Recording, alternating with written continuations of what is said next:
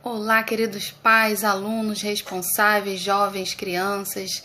Sou Fabiana, psicóloga. Mais uma vez estou aqui para conversarmos um pouquinho sobre essa nova realidade imposta pelo coronavírus, essa realidade que alterou a rotina de milhões e milhões de pais, jovens, crianças, mantendo a gente em isolamento, com exceção das pessoas que realmente precisam estar nas ruas trabalhando ou fazendo qualquer outra atividade. E, na minha opinião, é um dos maiores desafios, né? E encarar essa realidade da educação de um modo geral, né? A gente teve que se adaptar a essa realidade e se transformar em professores, educadores para ajudar os nossos filhos, né? Nesse processo de educação e aprendizado. Sem as aulas presenciais, a gente tem esse grande desafio de manter o desempenho nos estudos, né? Mesmo sem essas aulas presenciais, a gente precisa manter o foco, a gente precisa se adequar a essa nova realidade, essa modalidade de educação online, né? As escolas fazendo o trabalho delas e a gente também precisa fazer o nosso trabalho em casa, ajudando os nossos filhos. E assim, às vezes eu converso com algumas pessoas que estão extremamente estressadas, às vezes já tem uma rotina em casa muito estressante, às vezes já tem muitos problemas e na hora de sentar com o seu filho não tem um pingo de paciência, acabam transferindo para a criança todo aquele estresse, todos aqueles problemas que essa família está passando, principalmente nesse período de isolamento, né? E uma lição muito, muito desafiadora sem dúvida, né? Transformar a nossa sala em sala de aula. Então, assim, é uma lição desafiadora.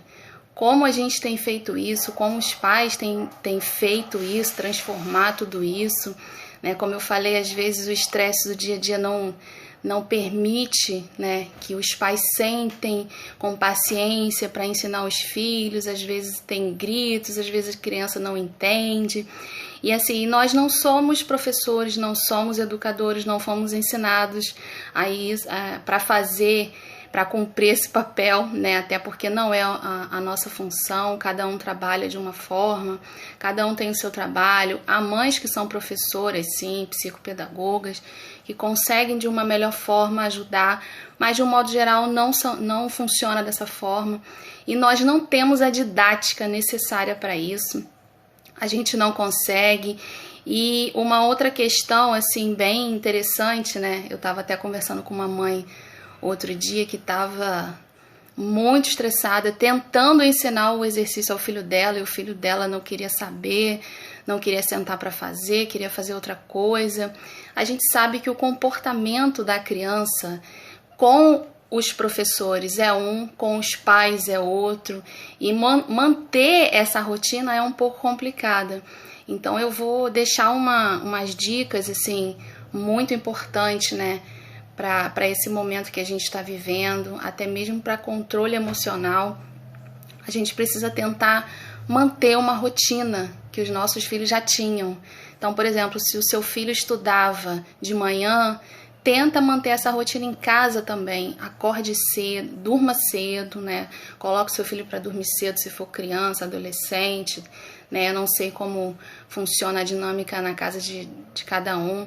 Mas assim, é importante dormir cedo, é importante acordar cedo para estudar, ter aquela rotina. Uma coisa muito difícil é tentar mostrar para os nossos filhos, para as crianças, que eles não estão de férias, não é um período de férias, é um período necessário. Algumas crianças ainda não entendem, mas o importante é tentar pelo menos manter essa rotina. Então, se o seu filho estuda de manhã, tentar acordar cedo, né, tomar o café da manhã, sentar com ele para estudar nesse horário. Se estuda à tarde também, reservar um horário para brincar. E uma coisa muito interessante também que ontem mesmo eu estava fazendo uma atividade com a minha filha, e ela está no Jardim 2, e ela estava fazendo uma atividade de cobrir o número 6.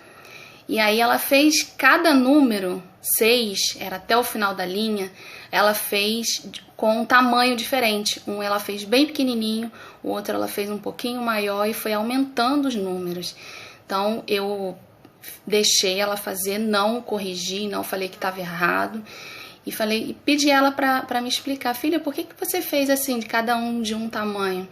Ela falou assim: mamãe, porque representa cada um da nossa família. Essa é Luísa, que é a bebezinha, sou eu, Caio, papai.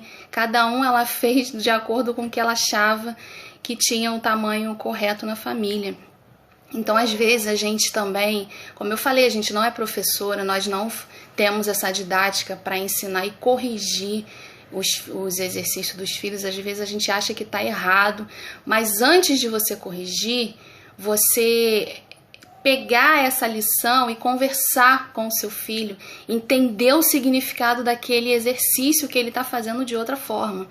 Ontem também ela estava fazendo o número 10 e o 0 ela pegou e fez com o cabelo. E aí ela colocou olho, colocou cabelo. E assim, de um modo geral, a gente pensa assim: filha, tá errado, não faz assim não, apaga, faz de outro jeito. Mas é valorizar também esse momento, é valorizar a história, a criatividade da criança. Sentar, conversar. O que significa isso? Ela vai te contar uma história, a criança vai te contar uma história. Com os adolescentes é a mesma coisa, né? A gente tem... os adolescentes, eles utilizam muito a internet. Menos para estudo. Alguns utilizam muito para estudar, mas na maioria das vezes a internet é boa para todas as outras coisas, menos para estudar.